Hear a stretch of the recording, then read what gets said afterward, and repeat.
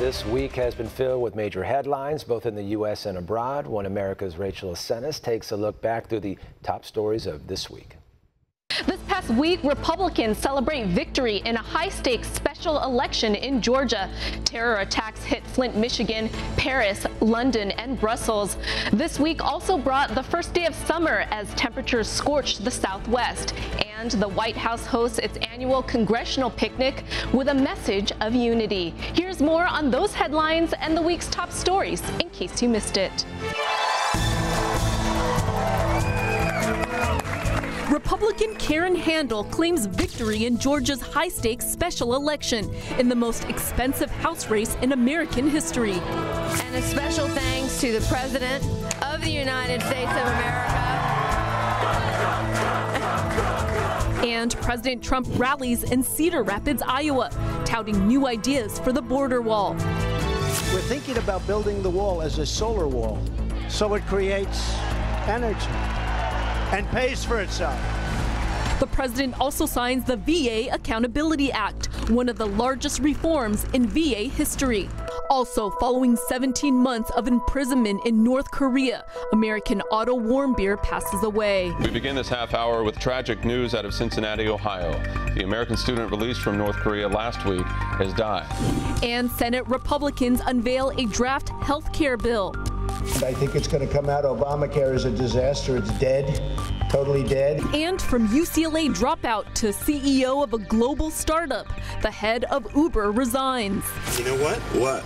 Some people don't like to take responsibility for their Following a string of scandals and mounting pressure from investors. Also, actor Johnny Depp under fire for comments about killing the commander-in-chief. This is the last time an actor assassinated a president. I'm not an actor. I lie for a living.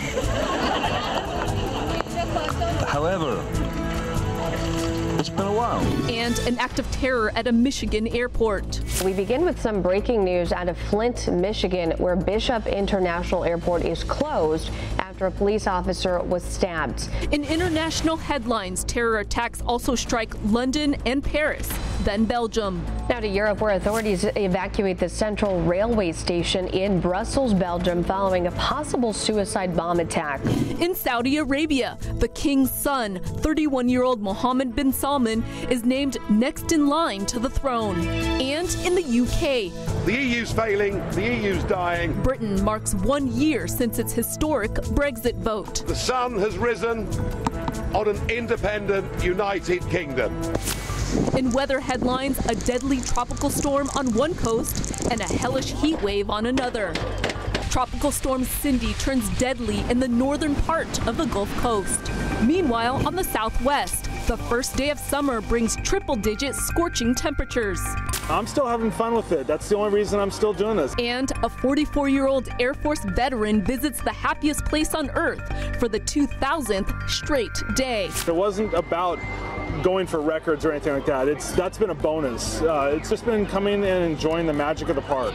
And a 66-year-old American swimmer makes a splash. The seas are very calm and the weather is perfect. Breaking a world record as her son recorded history in the making. Jacqueline Charette is closing in on a world record. Something in the English Channel. Back at Washington, D.C., the annual congressional picnic on the South Lawn of the White House, decorated to resemble New York's Central Park, as President Trump offers a message of unity following the shooting at a congressional baseball practice in Virginia. I'm hopeful that the spirit of cooperation that we've seen in recent days will deepen as we move forward. And finally, following a 2-day flight, SpaceX's first recycled Dragon spacecraft makes its second arrival at the International Space Station. And coming up in the week ahead, President Trump is set to meet with the Prime Minister of India and the leader of South Korea. Senate Republicans push for a health care vote ahead of their 4th of July recess, and Brexit negotiations continue. For One American News, I'm Rachel Asenis.